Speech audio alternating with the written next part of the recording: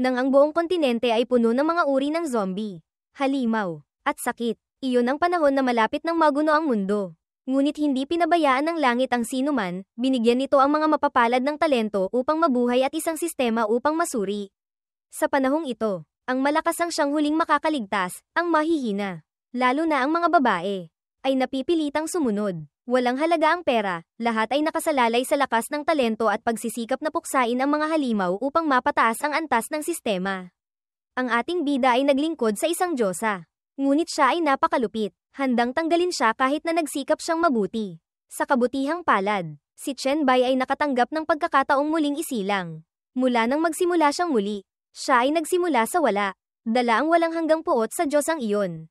Sumumpa si Chen Bai na magsisimulang muli at magiging pinakamalakas na emperador. Na magpapaluhod sa daan-daang libong kababaihan sa kanyang paanan. Nagsimula ang kwento sa lungsod ng puting demonyo. Sa ilalim ng kabilugan ng buwan, may isang babaeng nakalutang sa itaas ng isang malaking kastilyo. Sa paligid niya ay nagmumula ang nag-aalab na lilang enerhiya ng mahika.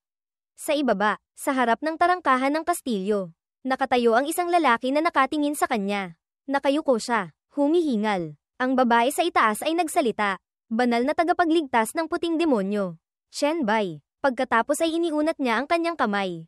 At ang kanyang magandang mukha ay unti-unting naging seryoso. Ang babaeng ito ay may kagandahang tulad ng isang diyosa, na may umaalong lilang buhok at perpektong pangangatawan. Isang simbolo ng mapagmataas na kagandahan. Sinabi niya, ang iyong kabiguan sa misyon na ito ay nagpasama ng aking kalooban. Pagkatapos ay bumulong siya, kaya, mamatay ka na. Narinig ng lalaking nagngangalang Chen Bai sa ibaba ang kanyang utos at biglang natigilan at nagulat. Mukhang pagod na pagod siya at kaawa-awa matapos ang isang misyon. Nagmamadaling itinuro ni Chen Bai ang kanyang dibdib at sinubukang sumigaw. Sandali, mahal na Hila, ang ina ng kadiliman. Pagkatapos ay taimtim siyang nakiusap.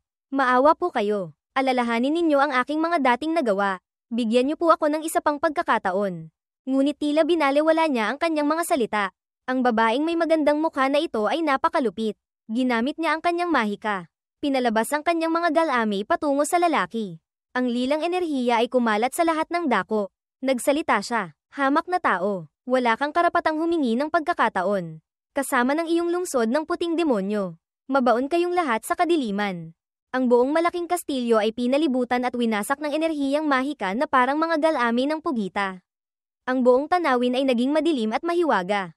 Ang lupa ay nagsimulang yumanig at magkabitak-bitak. Mahigpit na hinawakan ni Chen Bai ang kanyang espada upang mapanatili ang balanse at nagsalita ng may sakit. Ako. Ang mga galami na mahika na ito ay nagsimulang umatake sa kanya. Pinaghiwa-hiwalay ang iba't ibang bahagi ng kanyang katawan, na nahulog sa isang walang hanggang kalawakan. Nag-isip siya sa kawalan ng pag-asa. Natapos ko ang halos 100 misyon para sa kanya.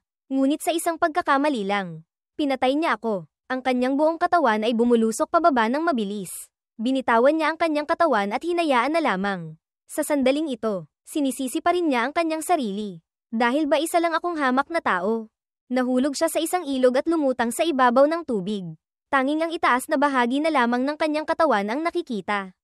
Nag-isip si Chen Bai, hindi ako makakapayag. Hindi ako si Suko. Ha. Kahit nawasak na ang kanyang katawan, nakakapagsalita pa rin siya. Ang itaas na bahagi ng kanyang katawan ay bumuka ang bibig at tumawa ng malakas. Ang kanyang tawa ay puno ng panghihinayang sa kanyang buhay. Pagkatapos ay bigla siyang bumangon. Itinuro ang kanyang gitnang daliri, at ang kanyang mukha ay naging puno ng puot. Sumigaw, hayop kang Hila. Darating ang araw na kukunin ko ang buhay mo. Bago pa man makapagsalita si Chen Bai, ang babae ay naging napakayabang at walang awa na tumapak mismo sa kanya. Sa kanyang magandang anyo, idiniin niya ang kanyang paa sa itaas na bahagi ng katawan ng bida. Si Chen Bai ay itinulak pababa sa ilalim ng ilog. Ang kanyang katawan ay nagsimulang magkabitak-bitak pa lalo at naglaho. Ngayon, kamatayan na lamang ang naghihintay sa kanya. Sa paligid ay puro tubig lamang. Kaya nagsimula nang mawalan ng malay si Chen Bai. At ang kanyang katawan ay bumigay na lamang. Ipinaubaya na sa tadhana, tanging ang kwintas na may orasan na buhangin ang nagniningning ng maliwanag. Sa sandaling iyon, ang orasan na buhangin sa kwintas ay biglang umikot pabalik. Sa kalawakan, lumipat ang eksena. Muli, ito ang ating bida na si Chen Bai. Galit pa rin siya at bumangon. Itinuro ang kanyang gitnang daliri. Sumisigaw pa rin sa galit. Putang ina mo. Ang binatang ito na nagngangalang Chen Bai ang bida ng kwento. Siya ay muling isinilang sa ibang panahon pagkatapos ng kanyang kamatayan. Sa isang kama, hindi pa siya nakakaangkop sa kakaibang sitwasyong ito. Bigla niyang iminulat ang kanyang mga mata at nag-isip. Teka, hindi pa ako patay. Nasaan ako? Ang ating bida ay lumitaw sa isang bunk bed. Bumangon siya, tumingin sa paligid. Nagulat, dormitoryo ng unibersidad. Bakit ako nandito? Hindi ba't pinatay na ako ng babaeng iyon? Ilang dekada ng pagsubok na parang totoo, hindi. Hindi ito maaaring panaginip. Pagkatapos ay tumingin siya sa kanyang dibdib at naalala ang orasan na buhangin. Teka, ang orasan na buhangin. Naalala niya na ang orasan na buhangin na ito ay isang kagamitan na nakuha niya pagkatapos ng 20 taon simula nang magsimula ang pagsubok mula nang bumaba ang kalooban ng universo. Ito ang pinaka-espesyal na kagamitang nakita niya. Wala itong ipinapakitang anumang katangian at hindi masisira. Kaya palagi niya itong dala. Ang buhangin ay palaging nasa ibaba at hindi tatagas palabas kahit baligtarin pa ito. Ngunit ngayon, nasa itaas ito. Kinuha niya ang kanyang telepono. Hinawakan ito. Kumunat ang noo. Nag-isip. Bumaliktad ang buhangin, bumaliktad ang oras. Hindi ko alam kung anong oras na ngayon. Binuksan niya ang kalendaryo sa kanyang telepono at nakita ang petsa, 5 ng Hunyo, 2032. Ang pagbaba ng kalooban ng universo. 10 araw bago magsimula ang pagsubok. Pagkatapos ng 10 araw, sa 15 ng Hunyo, bababa ang kalooban ng universo at magsisimula ang pagsubok. Mahigit 70% ng sangkatauhan ang mamamatay. Ang mga tao ay magiging iba't ibang uri ng mga zombie at halimaw. Lahat ng armas ay magiging walang silbi. Ang mundo, sa isang maikling gabi, ay haharap sa katapusan ng mundo. Gayunpaman, kasama ng panganib na dala ng pagsubok ng universo, mayroon ding mga pagkakataon. Ang mga makakaligtas ay madyagising ang kanilang mga talento. At maraming mga dungeon, mahiwagang kagamitan, at props ang bababa rin sa lupa kasama ng kalooban ng universo. Ang mga magagandang bagay na ito ay nakakaakit maging sa mga Diyos na may hawak ng kapangyarihan at mga tuntunin ng universo. Ang mga Diyos na ito ay hindi maaaring direktang makialam sa pagsubok. Kaya inaakit nila ang mga tao na sumilong sa kanila sa ilalim ng pagkukunwaring proteksyon upang makinabang mula sa kanila. Sa nakaraang buhay, hindi ako malakas. Kailangan kong magsumikap ng husto para makasali sa ilalim ni Hila. Isinugol ko ang aking buhay upang tapusin ang mga misyon na ibinigay niya. Nagsisikap na mapataas ang aking posisyon. Ngunit hindi ko inaasahan na dahil lamang sa isang pagkabigo sa misyon. Ako ay pinuksa. Bumalik sa kasalukuyan. Ang ating bida ay nakaupo at nagbabasa ng balita sa kanyang telepono. Masusi niyang binasa ang bawat artikulo. Isang bagong uri ng rabies o mga zombie tulad sa pelikula. Pasyente sa ospital BLG. Isa ng Longcheng biglang nagwala at nangagat ng tao. Isang nakakakilabot at kakaibang pangyayari, isang forensic doctor ng Jiangcheng ay nagising habang isinasagawa ang autopsy. Naintindihan ng sitwasyon ng panahon. Tumayo ang ating gwapong bida. Mahigpit niyang hinawakan ang telepono. Nagpakita ng determinasyon at seryosong pag-iisip. Sa pagkakataong ito, dapat akong maging malakas. Maging napakalakas na hindi ko na kailangang umasa sa sinuman o sa mga Diyos. Dapat akong maging napakalakas na kaya kong tapakan ang mga Diyos sa aking paanan. Maghintay ka lang, Hila. Lumipat ang eksena sa sentral na ospital BLG. Isa ng Jiangcheng. Ang ating bida ay nakasuot ng maluwag na jacket at tinatakpan ang kanyang mukha. Papasok, nag-isip siya. 5 taon pagkatapos magsimula ang pagsubok. May nagsabi na natuklasan niya ang tanging paraan upang mapataas ang antas ng talento. Sinabi niya na ang talento ay talagang epektibo na 10 araw bago magsimula ang pagsubok. Kung matutuklasan at magagamit mo ang iyong talento, maaari mo itong mapataas ang antas. Pumasok si Chen Bai sa pasilyo ng ospital. Nakatakip ang buong katawan. Naglalakad habang nakapamulsa. Sumisilip sa mga bintana ng pinto. At nagpatuloy sa pag-iisip. Ang talento ko sa nakaraang buhay ay panlaban sa virus na antas ayon sa paraang iyon. Kung gusto kong mapataas ang antas ng aking talento, kailangan kong gumamit ng virus upang i-activate at palakasin ito. Nakatago sa isang gilid ng pader. Pinakinggan ni Chen Bai ang usapan ng isang doktor at isang nurse. Binasa ng doktor ang dokumento sa kanyang kamay at sinabing, talagang kakaibang sintomas. Hindi pa nakikita dati. Sumagot ang nurse na may pag-aalala. Sa tingin ko, ang pasyenteng ito ay parang sa mga pelikula. Nang umalis ang dalawa, pumasok si Chen Bai sa loob ng silid. Sa dulo ng silid, may isang kama sa ospital. Sa likod ng kurtina, nakalantad ang isang pares ng mga binti na mahigpit na nakatali. Ang lalaking nakahiga sa kama ay may mga nakaumbok na lilang ugat sa mukha. At ang kanyang mga mata ay wala ng itim. Ang kanyang dalawang pangil ay tumulis. Sa unang tingin, wala na siyang palatandaan ng pagiging tao. Ngayon, si Chen Bai ay nakatayo na sa tabi ng kama. May hawak siyang hiringgilya sa kamay. Tumingin sa pasyente sa harap niya at sinabing, tunay ngang isang zombie. Pagkatapos ay napakatahimik niyang itinurok ang hiringgilya sa nakaumbok na ugat sa braso ng zombie. Habang hawak ang braso ng lalaking zombie, sinabi niya, kung gusto kong gamitin ka para sanayin ang aking talento sa panlaban sa virus, kailangan kong umasa sa iyo. Itinurok ang hiringgilya sa pinakamalaking nakaumbok na ugat at dahan-daang sinipsip ang isang lilang likido papasok dito. Hawak ni Chen Bai ang hiringgilya na may kumikinang nalila rosas na likido. Itinapat ito sa kanyang harapan. At sinabing, siguro sapat na ito para ma-activate ko ang aking talento. Bumalik sa dormitoryo. Sa oras na ito, wala pa ang mga kasama sa kwarto ng ating bida.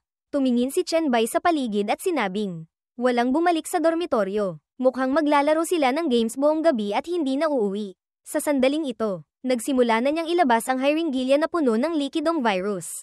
Pagkatapos ay tinitigan niya ito ng masusi. Medyo nag-aalangan ang kanyang mukha at sinabing, kung mali ang teoryang iyon, maaari akong mamatay dito. Maraming pag-aalinlangan sa kanyang puso. Ngunit determinado pa rin si Chen Bai na iturok ng diretso ang hiringgilya sa kanyang braso at ipasok ang likidong virus sa kanyang katawan. Nagngalit ang kanyang mga ngipin. Nanigas ang buong katawan dahil sa sakit. Sinabi niya sa sarili, wala na akong pakialam. Bago ang pagbabalik oras, ako ay isang talento na antas lamang. Napakahina, para mabuhay lamang. Kailangan kong makipaglaban ng ilang dekada bago umunlad. Ngayon, nang bunutin niya ang hiringgilya mula sa kanyang braso, ang mga ugat sa kanyang katawan ay naging lila at namaga. Kumakalat na ang virus sa katawan ni Chen Bai. Hinawakan niya ang kamay na tinurukan. Nagngalit ang mga ngipin. Tinitiis ang paghihirap sa kanyang katawan. Maraming lilang ugat ang lumitaw sa buong katawan niya at umabot sa kanyang mukha. Sa sandaling ito, sinabi ni Chen Bai sa sarili, kung sa pagkakataong ito ay magising pa rin ang talento na antas. Kahit na alam ko ang hinaharap, dahil sa sobrang kahinaan, mapapalampas ko ang pagkakataon. Muling isinilang na nga, pero mahina pa rin. Mas mabuti pang mamatay ng maaga. Ang mga kamay at paa ni Chen Bai ay nanigas. Bumagsak siya sa sahig. Ang buong katawan ay tila nalulunod sa sakit at pagod. Tanging ang sariling paghinga na lamang ang naririnig ni Chen Bai. Sa sandaling ito, sa kamalayan ni Chen Bai, gumagapang siya, nakikipagbuno sa sakit sa gitna ng kawalan. At sa harap niya ay ang babaeng nagngangalang Hila. Nakalutang, nakikita pa rin niya ang sarili na nakikipaglaban sa virus sa kanyang katawan. Kaya hindi siya makatayo, ngunit naririnig pa rin niya ang tawag ni Hila. Halika, Chen Bai. Ang imahe ni Hila, kasama ang nagniningning na lilang liwanag, ay lumitaw sa harap ng kanyang mga mata. Sa kanyang maganda at banal na anyo, ibinuka niya ang kanyang mga braso at sinabing, sumuko ka na sa paglaban. Sumama ka sa kadiliman, bilang isang hamak na tao. Ang maging bahagi ng kadiliman ang pinakaangkop na katapusan para sa iyo. Nakasubsob ang buong katawan, nakatukod ang mga kamay sa sahig ng kawalan. Si Chen Bai ay nasasaktan at hirap na makapagsalita ng ilang salita lamang. Hila. Pagkatapos ay itinaas ni Chen Bai ang kanyang mukha. Tinitigan niya si Hila ng masama gamit ang matatalim na mata at mukhang puno ng lilang ugat. Matatag na nagsalita, tiyak na sasakupin kita. Paano ako babagsak dito? Nakahandusay buong gabi. Kinaumagahan, sa dormitoryo kung saan nakatira si Chen Bai. Ang ating bida ay nakatayo na. Naglakad siya ng may kahirapan. Ang kanyang mga kamay at paa ay naninigas. Mukhang isang zombie. Paglabas niya ng pinto ng silid, bumukas ang pinto sa pasilyo. Lumingon si Chen Bai, isang mukhang puno ng pulang sarsa na tumutulo mula sa mata at bibig. Ang leeg ay puno ng lilang ugat, at ang mga mata ay puti. Mukhang isang zombie. 3 binatang kasama niya sa kwarto ang nakakita sa eksenang ito at nasindak ng husto. Namutla ang 3, napanganga, at sumigaw. Sa sandaling ito, isang lalaki ang humawak ng wales para ipagtanggol ang sarili. Isa ang naka-fighting stance, at isa ang nagtatago sa likod ng pinto. Dahan-daang lumapit si Chen Bai sa kanila sa isang napakakakaibang postura, na may baluktot na braso, na lalong nagpataranta sa 3. Sumigaw sila ng kanyang pangalan. Chen Bai. Ang salitang ito ay nagpagising sa ating bida. Bigla niyang iminulat ang kanyang mga mata. Nagulat, na parang kagigising lang. Medyo naguguluhan ang kanyang ekspresyon. Napakahirap ng sitwasyong ito. Hindi alam ni Chen Bai kung paano magpapaliwanag sa kanyang mga kasama sa kwarto. Tumayo siya roon ng 1 minuto. At ganoon din ang 3 binata. Pagkatapos ay nagpakita si Chen Bai ng palakaibigang ekspresyon. Tumingin sa kanila at sinabing, nakabalik na pala kayo. Ha, alam niyang kakaiba ang itsura niya ngayon. Kaya dali-dali niyang itinulak ang pinto ng banyo at nagdahilan. Maghihilamos lang ako. Ang kaibigang nakaasol ay medyo nag-alala ngunit sumagot na lamang. Sige, isinara ang pinto ng banyo. Nag-iisa na lamang si Chen Bai sa loob. Sa sandaling ito, lumapit siya sa salamin. Nakita niya ang sarili na may mga palatandaan ng pagiging zombie. At ang mga palatandaang ito ay unti-unting nawawala. Tuwang-tuwa si Chen Bai. Tumawa habang nag-iisip. Tagumpay. Tama ang teorya. Hindi ako pinatay ng zombie virus. Ibig sabihin, matagumpay na tumaas ang antas ng talento ko. Pagkatapos ay inilagay ni Chen Bai ang kanyang kamay sa dibdib. Nag-iisip, hindi ko alam kung anong antas ang Magi gising kong talento. Biglang mula sa itaas ng kanyang ulo. Lumitaw ang isang maliwanag na tuldok ng liwanag. Parang ilaw. Sa ibaba ay isang panel ng abiso na may nilalaman, Chen Bai. Binabati ka sa pagkapili bilang isang tagapagbukas landas. Natanggap mo ang titulong tagapagbukas landas dahil sa maagang paggising. Ang ating bida ay naguguluhang tumingin sa paligid. Pagkatapos ay tila may naalala at nag-isip. Ito ang tunog ng kalooban ng universo. Napansin niyang bumalik na sa normal ang kanyang katawan. Nagsimula siyang maging masigasig. Nagpatuloy sa pag-iisip, kung nagising na ako, ibig sabihin. Pagkatapos ay itinaas niya ang kanyang kamay at hinawakan ang panel ng abiso sa harap niya. Masayang sinabi, buksan ang panel ng titulo. Lumitaw ang panel ng titulo na may nilalaman, tagapagbukas landas, tanging ang mga nagtuklas. Gumamit, at nagsanay ng kanilang mga kakayahan bago magsimula ang pagsubok ang maaaring magmay-ari nito. Lahat ng katangian ay tumaas ng 5% at ang nakuhang karanasan ay tumaas ng 10%. Panel ng katangian, maagang paggising. Pagkabasa nito, ngumisi si Chen Bai na may mukhang puno ng interes. Sinabi sa sarili, rosas na 100%, at may perpektong titulo pa. Para siyang nakahanap ng liwanag sa kanyang madilim na buhay. Gumanda ang ekspresyon ni Chen Bai. Nag-isip, pagkatapos nito ay ang panel ng talento. Agad niyang hinawakan ng isang patag na bato. Sinikap ng kanyang magaspang na kamay na hawakan ito ng mahigpit at nagsimulang gisingin ang kanyang kakayahang talento. Lumitaw ang isang panel ng sistema, talento, Virus Monarch. Antas SSS. Sa sandaling ito, sinisipsip ng ating bida na si Chen Bai ang kakayahan ng talento. Ang kanyang buong katawan ay nag-aapoy sa lilang enerhiya ng mahika na parang apoy. Sa likuran niya ay lumitaw ang anyo ng kanyang talento, isang demonyo na puno ng tinik. Mukha itong nagpapahiwatig ng kamatayan at kasamaan. Ang demonyong nilalang ay mukhang nakakatakot. Parang isang tunay na hari ng demonyo. Nag-isip si Chen Bai tungkol sa kung ano ang mayroon siya ngayon at kung ano ang kailangan niyang gawin. Ang Virus Monarch ang pinakamalakas na kakayahan sa sistema ng virus. Maaari itong sumipsip, gumamit, kumontrol, magpabuti, at kahit lumikha ng mga virus. Itinaas niya ang isang kamay. Pinakawalan ng espiritual na lakas na kumikinang tulad ng kidlat sa kanyang palad. Nag-iisip, ngunit sa ngayon, mayroon lamang akong kakayahang sumipsip.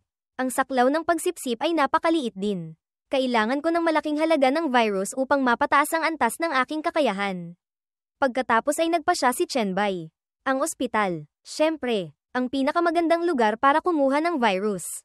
Mayabang na tumapak sa tarangkahan ng ospital BLG. Isa ng Jiang Cheng. Ang plano niya sa isip ay madaling makakakuha ng maraming virus nang walang aberya.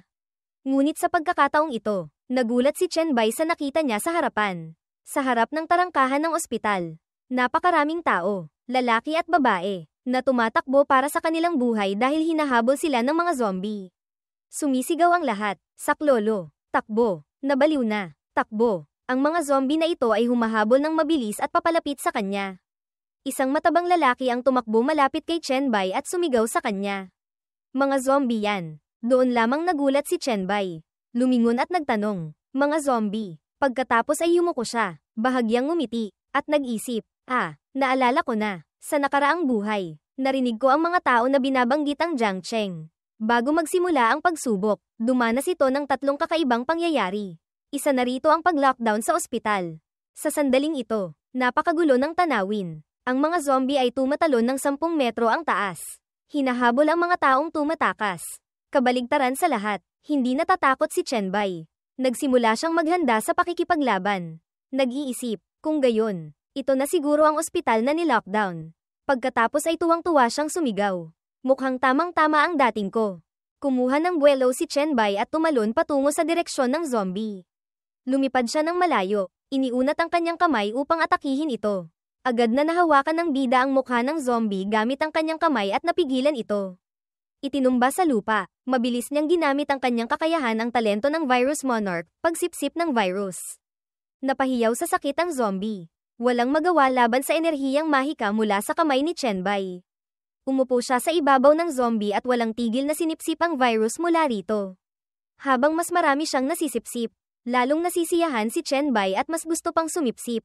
Determinado siyang nagsabi, "Napakaganda." Pagsipsip ng virus ng zombie. Ang mga puntos ng virus na natanggap ay maaaring gamitin upang palakasin ang kakayahan. Ito ay nakakuha ng atensyon ng iba pang mga zombie. Sabay-sabay silang lumingon upang atakihin si Chenbai. Tumayo siya ng matatag sa gitna ng mga zombie at sinabing, "Ngayon, walang sino man sa inyo ang makakatakas." Kasabay nito, sa banyo sa ika-4 na palapag ng ospital. Marami ring zombie dito, at hinahanap nila ang mga tao sa mga nakasaradong cubicle ng banyo. Sa sandaling ito, isang binatang may dilaw na buhok ang nagtatago sa isang cubicle. At mukhang takot na takot siya. Sinabi niya, patay na, malapit nang hindi makayanan ng pintong ito. Ang zombie sa labas ng pinto ng kanyang cubicle ay sinusubukang sirain ito upang atakihin siya. Kinakalampag nito ang pinto ng malakas. Sa ganitong sitwasyon, tanging naiisip ng lalaking may dilaw na buhok ay, wala nang ibang paraan. Malapit na akong mamatay. May isa pang tao sa loob ng banyo na ito. Sa ilalim ng presyon ng buhay at kamatayan. Tila nawalan na siya ng katinoan. Lumingon siya na may ekspresyong natatawa na iiyak. Tumatawa ng malakas. Ha ha ha. Habang umaagos ang luha, sa kasama niya, ang kasama ng lalaking may dilaw na buhok ay isang nurse na may maikling buhok. Walang magawa, napaupo siya sa sahig. Patuloy na umaagos ang luha. Nanginginig sa takot, at nagsalita, "Head Nurse Lee, Direktor." Pagkatapos ay sinubukan niyang tumayo at nakita ang kakaibang kilos ng lalaking may dilaw na buhok. Nagtatakang nagtanong, "Liu Feng, anong nangyayari sa iyo?" Hindi sumagot ang lalaki kundi nanginginig lamang ng di pangkaraniwan. Pagkatapos, biglang inilantad ng lalaking ito ang kanyang tunay na kulay sa harap ng nalalapit na kamatayan. Naging desperado siya at sinimulang atakihin ang maliit na nurse na may nakakatakot na tono. "Matagal na kitang nililigawan pero hindi mo ako sinasagot. Ngayong mamamatay na tayo. Bakit hindi mo na lang ako pasayahin bago ako mamatay?" Natakot ang babae kaya napaatras siya at sumigaw. "Liu Feng, baliw ka na ba? Anong pinagsasabi mo? Hindi malaman kung swerte o malas." Ngunit sa mismong sandaling iyon, nabutas na ng kamay ng zombie ang pinto. Bumukas ang pinto na may malaking butas. Lumitaw ang kasuklam-suklam na zombie. Inaabot ang kamay upang atakihin sila. Nakita ito ni Liu Feng. Lumingon, at namutla ang buong mukha. Nagbulalas. "Bakit ang bilis naman? Ayoko pang mamatay. Ayoko pang mamatay." Bigla niyang hinawakan ang kamay ng babae ng malakas. Na ikinagulat at ikinatakot nito. Pagkatapos ay kumuha siya ng buwelo at itinulak ang babae sa harap ng pinto. Pagkatapos ay walang awa niyang itinulak ang katawan ng maliit na babae papalapit sa zombie. Ginamit niya ang lahat ng kanyang lakas upang itulak ang babaeng gusto niya tungo sa kamatayan at sumigaw. Ayokong mamatay." Sunod, nagmamadali siyang tumakbo patungo sa bintana at nag-isip. Nasa ika-4 na palapag ito. Ang babae ngayon ay nasa mga bisig na ng zombie. Si Liu Feng ay unang nagplanong tumalon para makatakas. Ngunit nang maisip niya ulit, naramdaman niya ang kawalan ng pag-asa at sakit. Nagbulong sa sarili. Ika-4 na palapag. Ngunit ang zombie, sa halip, ay sumugod lamang upang atakihin ang lalaking ito. Dahan-dahan itong lumitaw mula sa likuran. Binuksan ang malaking bibig nito. Sa sandaling ito, dahil mamamatay na rin naman, nagpa siya si Liu Feng na tumalon palabas ng bintana. Gumamit siya ng malakas na puwersa sa pagtalon. Nabasag ang buong bintana, at nagsimulang bumagsak mula sa ika-4 na palapag. Sumunod din sa kanya ang zombie sa pagtalon. Ngunit ito ang unang bumagsak. Si Liu Feng, sa kabutihang palad, ay hindi pa tuluyang nakatalon, nakasabit pa siya sa rehas. Sa sandaling ito, tila nawalan na siya ng lahat ng lakas. Marami siyang gallows dahil sa mga basag na salamin. Ilang minuto ang lumipas. Tila mas tahimik na ang paligid. Ang mga bangkay ng zombie ay nakahandusay pa rin sa lupa. Sa may tarangkahan, tahimik at walang katao-tao. Pag-akyat sa banyo sa ika-4 na palapag ng ospital. Casual na inihagis ni Chenbai ang isang zombie palabas ng bintana. Noon lamang niya napansin ang isang nurse na may maikling buhok na nakahandusay sa sahig sa kakaibang posisyon. Lumapit siya sa babae at sinabing, Napakaganda. Isa siyang empleyado ng ospital. Mukhang kagagat lang siya. Pagkatapos ay inilagay ni Chenbai ang kanyang kamay sa noo ng babae at nagsimulang mag-isip. Siguro may oras pa. Pagkatapos ay tumingin si Chenbai sa harap niya 3 zombie na naghihirap sa sahig at hindi gumagalaw. Nag-isip siya, hindi magtatagal. Darating ang militar dito at ay lockdown ng ospital. Kailangan ko ng isang taong may alam tungkol sa ospital para maging gabay. Umupo si Chenbai. Nagsimula siyang magpalabas ng espiritual na lakas sa kanyang kamay at inilagay ito sa noo ng babae upang sipsipin ang lahat ng virus sa kanyang katawan. Umaasang may iligtas siya. Sipsipin lahat ng zombie virus sa katawan niya. Nag-isip siya, subukan nating tingnan kung mapipigilan ko siyang mag-transform. Kakaiba. Pagkatapos niyang sumipsip, naging masigla ang mukha ng babae at iminulat niya ang kanyang mga mata. Biglang nagising. Agad na umupo ang nurse na may mukhang lubos na naguguluhan. Nakita ito ni Chenbai at hindi rin siya makapaniwala na nailigtas niya ito. Nagbulong sa sarili. Tagumpay. Bumalik siya ng lubusan sa normal na estado. Ang maliit na nurse ay lumingon na may palakaibigang mukha. Niyakap niya ang kanyang mga braso sa dibdib. Nagpasalamat kay Chenbai. Salamat. Tinulungan ni Chenbai ang maliit na babae na tumayo at magiliw na sinabi. Mukhang hindi ka pa nawalan ng lubos na kamalayan. Halos naaalala pa ng babae ang lahat at sumagot. Opo, naaalala ko pa ang mga nangyari. Nagsimula nang humingi ng tulong si Chenbai sa babae. Kung gayon, may kailangan akong tulong mula sa iyo. Dahil sa punit-punit niyang damit, medyo nahihiya ang babae at tinakpan ng kanyang katawan gamit ang kamay. Nagsalita, walang problema iyon. Pero, gusto ko munang magpalit ng damit. Ngunit ang ating walang pakiramdam na si Chenbai ay hindi pinansin iyon. Hindi na siya makapaghintay. Hinawakan niya ang kamay ng babae. Hinayla ito. At sumigaw. Wala na akong oras. Dalhin mo ako sa lugar sa ospital kung saan may pinakamaraming virus. Lumipat ang eksena sa laboratorio ng pagsusuri. Sa mismong pinto ng laboratorio. May bangkay ng isang lalaki na nakahandusay sa ibaba. Nang pumasok silang dalawa. Hawak ni Chenbai ang maliliit na test tube at lumapit. Sinabi sa nurse, sapat na ito. Narinig ito ng nurse. Iniabot ang kanyang kamay bilang tugon. Ang laboratorio ng pagsusuri ang lugar na may pinakamaraming virus sa ospital. Lahat ng clinical samples ay sinusuri dito. Sa oras na ito, kumuha si Chenbai ng isang basong babasagin at ibinuhos dito ang mga test tube na naglalaman ng mga likidong virus. Labis na nagulat ang nurse at nagtanong. Anong ginagawa mo? Patuloy lamang si Chenbai sa kanyang ginagawa at pinaalalahanan siya. Manahimik ka. Isinasagawa ng ating bida ang proseso ng pagsipsip ng virus.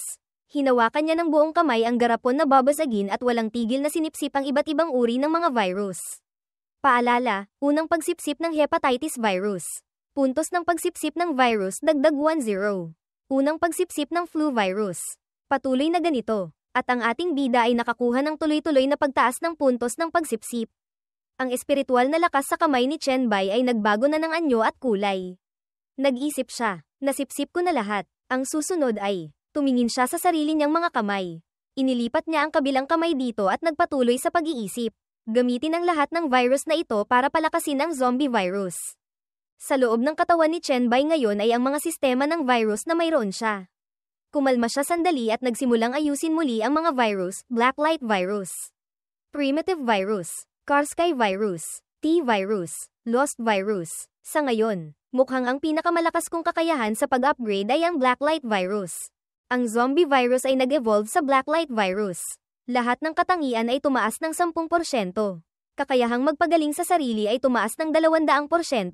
Binabati ka sa pagkuha ng pangunahing pundasyon ng Blacklight virus, ebolusyon at paglamon. Sa sandaling ito, ipinikit ni Chenbai ang kanyang mga mata. Sinikap niyang mag-concentrate ng husto. Blacklight virus. Ito ang virus na dalubhasa sa paglamon at ebolusyon. Maya-maya, tumakbo palapit ang nurse kay Chenbai at nag-abiso sa kanya. May zombie sa may pinto. Ito ay bahagyang nagpagalaw sa kanya kaya lumingon siya sa pinto. May isang zombie na maitim ang mukha na nagsimulang tumakbo papasok ng paika-ika. Sinabi ni Chenbai, manatili ka lang dyan. Huwag kang tumakbo kung saan-saan. Mabilis na kumilos si Chenbai na parang si The Flash. Lumipad siya at sinunggaban ang leeg ng zombie paitaas. Na ikinagulat ng nurse kaya napahawak siya sa dibdib. Ang pagharap sa zombie na ito ay paraan din ni Chenbai upang subukan ang lakas na kasisipsip pa lamang niya.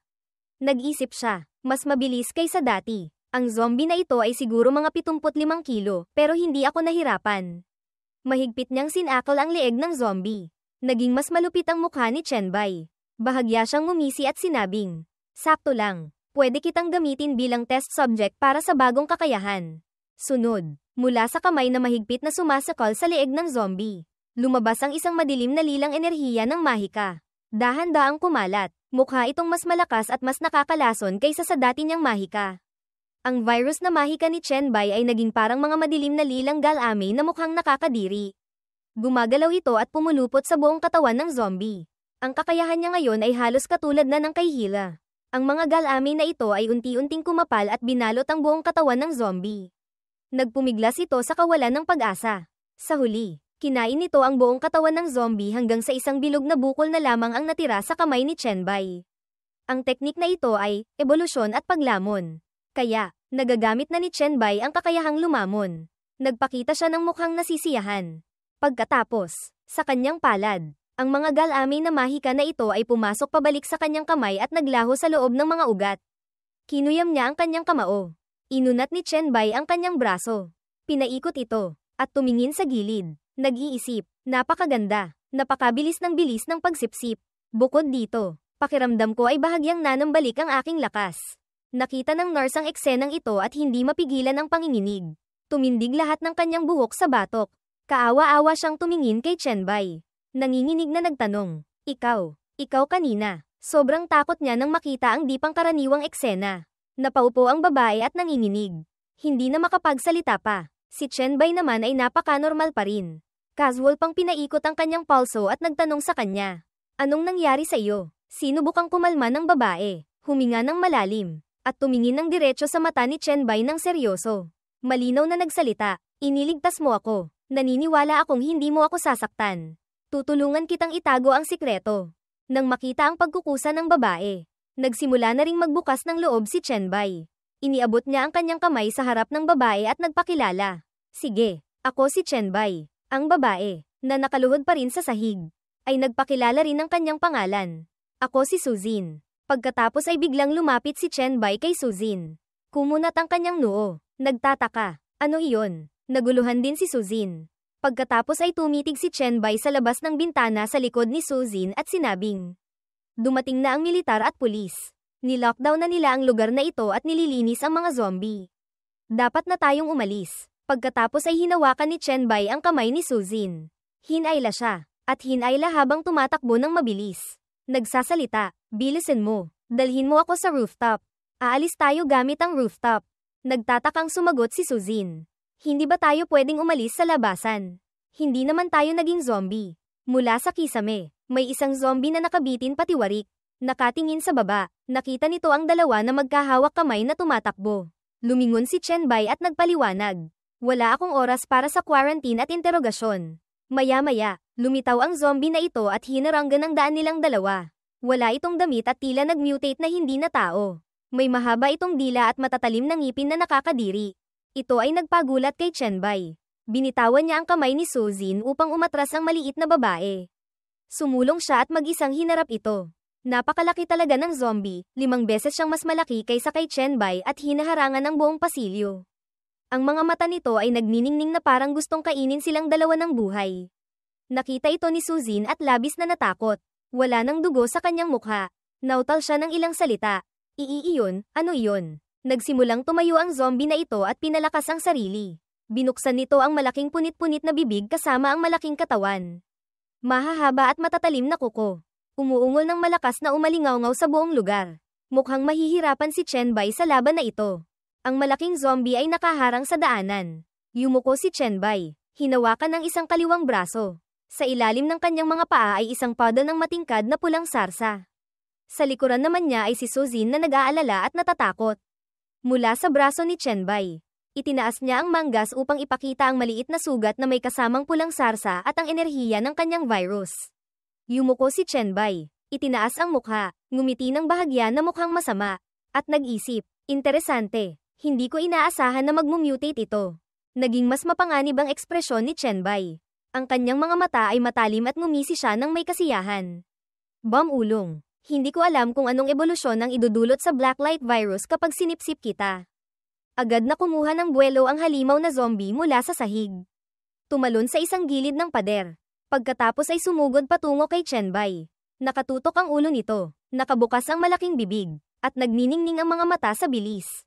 Ang mga paa ni Chenbai ay kumuha ng buwelo paatras.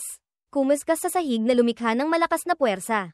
Mabilis na parang kidlat, tumalon siya paitaas at umikot. Sumugod ang halimaw ngunit sumablay sa pagdakma kay Chenbai.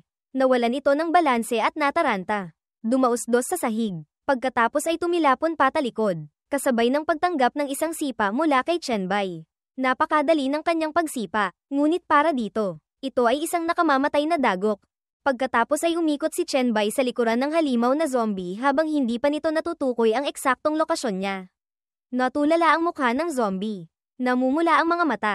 Bigla, tila naramdaman nito ang nasa likuran. Winasiwas nito ang kamay ng malakas upang tamaan siya. Ngunit sa kabutihang palad, mabilis ang reaksyon ni Chenbai at naiwasan ito. Muntik na siyang mapahamak. Ligtas na lumapag si Chenbai. Agad niyang dinampot ang dalawang zombie na nakahandusay sa pasilyo at sinipsip ang virus mula sa mga ito. Kasabay nito, patuloy siyang sumugod patungo sa halimaw na zombie. Ang halimaw ay umuungol ng malakas. Ipinapakita ang lakas nito patungo kay Chenbai. Binuksan nito ang malaking bibig at ginamit ang bilis nito sa pamamagitan ng namumulang mga mata. Determinado na makipaglaban sa kanya sa round na ito. Habang hawak pa rin ang bangkay ng zombie at sumisipsip ng virus. Nag-isip si Chenbai, tumingala sa halimaw na zombie at sinabing, mukhang mas mababa ang pangkalahatang katangian nito kaysa sa akin. Pagkatapos ay binitawan niya ang kamay sa likuran. Bumuo ng kamao. Mula sa kamaong iyon, lumabas ang maraming lilang galame ng mahika. Kumuha ng buwelo si Chenbai. Handang sumuntok pasulong. Pagkatapos ay kumuha siya ng buwelo. Sumugod kasama ang buong katawan. At malakas na sinuntok ang dibdib ng zombie. Isang kritikal na suntok ang nagpatalsik dito patungo sa pader ng pasilyo. Napahiyaw sa sakit ang halimaw. Ang kanyang sigaw ay umalingawngaw sa buong ospital. Si Suzin naman ay sobrang takot na napaupo sa sahig. Nanginginig. Sa dibdib ng halimaw, isang malaking uka ang nabuo mula sa suntok ni Chenbai. Sa likuran nito, ang pader ay gumuho. Isang suntok lamang ang nagpatigil sa halimaw na ito sa loob ng ilang sandali. Sa sandaling ito, may natuklasan si Chenbai. Masusi siyang nag-isip, matigas. Pagkatapos ay umatras ang ating bida. Ang kanyang mga paa at kamay ay kumuskas sa sahig upang subukang mapanatili ang balanse. Sa oras na ito, bumagsak ang halimaw sa sahig. Mismo sa harap ni Chenbai. Hindi pa siya nakakatayo nang tumingala siya dito. Akala mo ay tapos na ang halimaw. Gayunpaman, sa gitna ng alikabok, bumangon itong muli, at tila mas malakas at mas marahas pa ito kaysa dati. Nagpapakita ng mas nakakatakot na lakas. Nang makita ito, medyo nagulat din si Chenbai. Umatras siya at nag-assess. Hindi pwede. Kung ganito, hindi ito magdudulot ng epektibong pinsala. Mukhang magtatagal ito. Sa ganitong sitwasyon, biglang hinampes ni Suzin ng kamay ang isang kahon ng first aid kit sa pader. Lumikha ng malakas na ingay. Ang matatakuting babaeng ito, sa halip, ay humugat ng isang palakol at nanginginig na humakbang. Iniabot ang palakol sa kanya. Patuloy na sumisigaw ng kanyang pangalan. Chenbai. Ito ay nagbigay kay Chenbai ng napakagandang ideya. Lumingon siya. Ang palakol ay itinapon paitaas. Lumipad paikot. Sa sandaling sumusugod ang halimaw na zombie sa nakakakilabot na bilis. Tiningnan ito ni Chenbai at nagsimula. Mabilis na parang kidlat. Tumalon siya paitaas. Naiwasan ng isang pagkalmat mula sa zombie na ito. Napakalakas ng pagkalmat nito. Naglalabas pa ng pulang enerhiya. Ngunit sa kasamaang palad, sumabli ito. Sa mismong sandaling ito, nasalo ng kamay ni Chenbai ang palakol na inihagis ni Suzin. Malakas niyang pinuri ito. Magaling, Suzin. Sa halip na lumapag sa sahig, lumapag si Chenbai sa balikat ng zombie. Yumuko siya at itinaas ang palakol. Kumpiyansang sumigaw. Halika rito. Tapusin na natin ito ng mabilis. Biglang nagbanggaan ng isang kalmo at isang palakol, isang lila at isang puti. Mukhang marupok ngunit napakalakas. Ang resulta ay tinamaan ng palakol ni Chenbai ang halimaw na zombie. Ang itaas na bahagi ng katawan nito ay sumabog ang sarsa kasunod ng hiwa.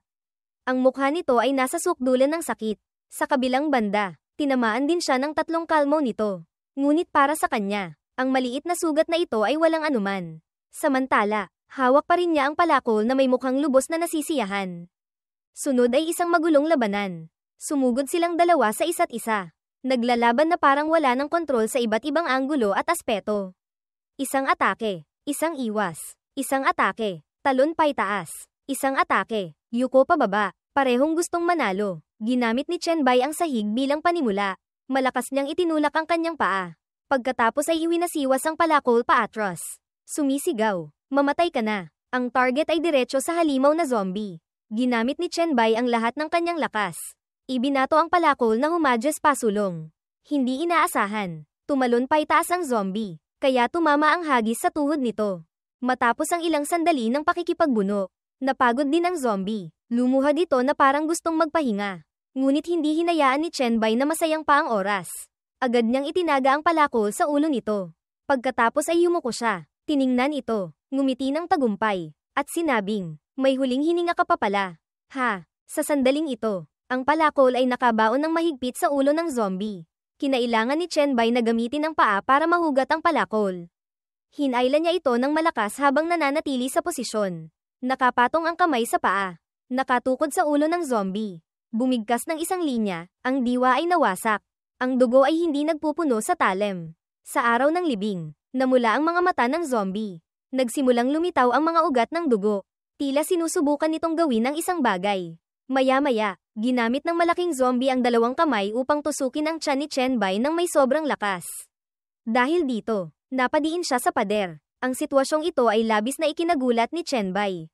Hindi niya ito napigilan. Napasigaw siya sa sakit at samuka ng sarsa doon mismo. Nakita ito ni Suzin at labis na nataranta. Sumigaw ang babae sa takot. Ang palakol sa kamay ni Chen Bai ay nahulog sa sahig. Lumikha ng malakas na tunog. Napaupo si Suzin sa sahig. Tulala habang pinapanood ang madugong eksena. Ang mukha ni Chen Bai ay puno ng sarili niyang sarsa.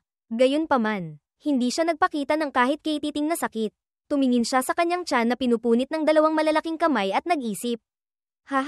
Malapit nang mamatay pero hindi pa rin piniling tumakas. Ngumisi siya at sumigaw. Napakaganda talaga. Pagkatapos ay tumitig siya sa pangit na mukha ng zombie at hinamon ito. "Gusto mo akong punitin?" Bumaliktad ang sitwasyon. Ang malaking zombie ay nagsimulang magbago ng ekspresyon. Binuksan nito ang malaking bibig na puno ng matatalim na ngipin. Tumingala na parang nagulat sa isang bagay na napakasakit. Mula sa sugatang bahagi ni Chen Bai, biglang lumitaw ang daan-daang lilang galame na may masamang enerhiya. Gumagalaw at humahaba, pumulupot sa mga kamay ng zombie. Hindi ito nagdulot ng sakit kay Chen Bai, sa halip, mas lalo siyang nasiyahan at tumalon upang atakihin ang halimaw na zombie. Na hindi nito inaasahan, lumitaw ang abiso mula sa sistema, ebolusyon, paglamon. Kasabay nito, ang mga galame mula sa mga ugat ni Chen Bai ay gumapang na hanggang sa leeg ng zombie. Sumuot ito sa lahat ng siwang at maliliit na butas sa buong katawan nito. Na nagpatigil dito, nakatayo si Chen Bai sa gitna ng silid na may kakaibang lakas. Ang mga nakakadiring galame na iyon ay lalong humigpit sa pagpulupot sa buong katawan ng malaking zombie. Tumingin siya pababa, ngumiti ng masama, at sinabing, "Ngayon ka lang ba natakot?" Pagkatapos ay pinaikit niya ang kanyang mga mata at kinontrol ang mga galame. Bumulong ng malalim, binibigkas ang bawat salita, huli na ang lahat. Nakalutang si Chen Bai sa itaas. Tumihaya siya at ninamnam ang pagsipsip mula sa katawan ng zombie. Si Suzin ay pagod na nakasandal sa pader. Pagkatapos ay tumingala siya at ngumiti ng bahagya. Ngunit halata pa ring natatakot. Sinabi niya sa sarili, "Napakaganda, Chen Bai." Lumitaw ang abiso ng sistema, paglamon kumpleto. Nilamon ang mutated na anyo, level 2 sharp claw zombie. Makalipas ang ilang sandali, dahan-daang lumapag si Chen Bai. Marahil ay sapat na ang kanyang nasipsip. Lumitaw ang isa pang abiso, nag-i-evolve ang Blacklight virus. Ang kamay ni Chen Bai ay naglabas ng isang madilim na lilang aura na may lason. Mula sa kanyang mga daliri, ang mga galame na ito ay nabuo na parang matutulis na kuko. Isa pang panel ng sistema ang lumitaw, natanggap ang kakayahan ng Sharp Claw Zombie, Bone Claw. Matapos ang paghiwa sa tiyan kanina, makikitang hindi nasaktan si Chen Bai. Ang mga galame ngayon ay pumasok na lahat pabalik sa kanyang katawan. Nag-isip siya. Paglamon, pagkatapos ay ebolusyon. Pagkatapos ay itinaas niya ang kamay na may mahahabang kuko na parang demonyo sa harap ng kanyang mukha. Agad itong naglabas ng nakakasilaw na liwanag. Sinabi niya, "Pinili ko ang Blacklight virus, talagang hindi ako nagkamali." Hindi pa tapos ang lahat. Sa sandaling ito, maraming yabag ang mabilis na papalapit ito ang militar ng lungsod. Nakasuot sila ng mga bulletproof na vest at mataas na proteksyon. Nagsimula silang itutok ang mga baril kay Suzin at sumigaw. "May tao pa bang buhay dyan?" Itaas ang mga kamay. Nakita ito ni Chen Bai at medyo nagulat siya. Sa harap niya ay isang mahinang babae at isang lalaki. Isang buong Special Forces team ang nakadepensa. Bumuo ng harang gamit ang mga kalasag. Naghihinala sa dalawa. Nag-abiso sila. Ako'y bibilang hanggang 3. Kung walang gagawing aksyon, kami ay magpapaputok. Ang sundalo ng Special Forces ay nakatutok ang baril habang seryosong nagbabasa ng malakas. Handa. 2. Ngunit tila walang pakialam si Chenbai. Binuhat niya si Suzin at malamig na lumingon. Sinabing, dapat na tayong umalis. Ang nurse na si Suzin, na unang beses binuhat ng lalaki ng ganito, ay namula ang buong mukha. Nahihiya siyang tumingin sa kanya. Sa kabilang banda, sumigaw na ang sundalo ng huling bilang. 1. Pagkatapos ay sumigaw siya ng utos. Putok. Nakatutok na ang mga baril sa target at handa na. Agad na maraming bala ang sabay-sabay na pinaputok patungo kay Chenbai. Ngayon, mabilis din siyang kumuha ng buwelo at tumakas. Bilang taong bihasa sa mga daanan sa loob ng ospital, nakakita si Suzin ng isang labasan. Itinuro niya ang kaliwa at sinabing, sa unahan, kaliwa, iyon ang ligtas na labasan papunta sa balkonahe. Sumunod si Chenbai, tumakbo ng mabilis patungo sa direksyong itinuro niya. Maraming bala ang tumatama, at may ilan na tumama sa kanya. Nakita ang sarsa na tumalsik mula sa iba't ibang bahagi. Nag-aalalang tumingin si Suzin kay Chenbai. Chenbai, tinamaan ka ng bala. Ngunit si Chenbai ay napakakalmado pa rin. Nakatutok ang tingin niya sa unahan. Nagmamasid, at napakakol na sinabi, alam ko, huwag kang magsalita, huwag kang gumalaw. Pagkatapos ay humarurot siya sa gitna ng ulan ng bala. 10 minuto ang lumipas, sa rooftop ng gusali ng ospital. Sa maliit na silid sa rooftop, malakas na sinipa ni Chenbai ang pinto habang buhat ang magandang babae. Tumatakbo palabas. Isang sipa niya lang ay tumilapon na ang pinto palabas. Pagkatapos ay huminto siya at marahang tumingin kay Suzin. Nagtanong, saan ang bahay mo? Nakasandal si Suzin sa kanyang mga bisig. Nahihiyang sumagot, yung Feng Residential Area. Kalsada ng timog sa ika-4 na kalye Hilaga. Tumingin si Chenbai ng may pagmamahal at ngumiti ng malumanay sa babae. Gwapong sinabi, okay. Bago pa man makapag-react, kumuha ng buwelo si Chenbai. Nahalos ikahulog ni Suzin sa gulat. Nanlaki ang mga mata. Lumalabas na binuhat siya nito at tumalon mula sa pinakamataas na palapag ng ospital. Ang lakas ng pagtalon ni Chenbai ay masasabing kahanga-hanga. Dahil sa lakas ng zombie sa kanyang katawan. Ang ating bida ay puno ng kumpiyansa. Ganoon na lamang. Buhat ang magandang babae. Tumalon siya mula sa isang gusali patungo sa isa pa. Natakot si Suzin at mahigpit na yamakap kay Chenbai. Sa wakas, nakarating sila sa Yongfeng Residential Area. Kalsada ng timog sa ika-4 na kalye Hilaga. Mabilis na binuksan ni Suzin ang pinto ng kanyang apartment. Mukha siyang punit-punit at marumi. Ngunit napakasigla. Itinuro niya ang kamay kay Chenbai. Nandoon ang banyo. Gagamutin ko ang sugat mo. May punit sa damit ni Chenbai sa may tiyan, na naglantad ng kanyang malabong 8-pack abs. Kalmado siyang sumagot sa kanya. Wala sa loob ang bala. Mabilis lang itong gagaling. Okay lang. Kahit sinabi niya iyon, hindi mapalagay si Suzin. Lumapit ang nurse at sinabing, hindi pwede. Kailangan kong tingnan. Napilitan ding pagbigyan ni Chenbai ang babae. Nahihirapan niyang hinubad ang kanyang panlabas na damit. Medyo napangiwi dahil sa mga sugat. At sinabing, sige na nga, sa kusina ng bahay ni Suzin. Hinubad ni Chenbai ang kanyang pangitaas at inihagis ito sa sahig. Ang paghubad ni Chenbai ng kanyang pangitaas ay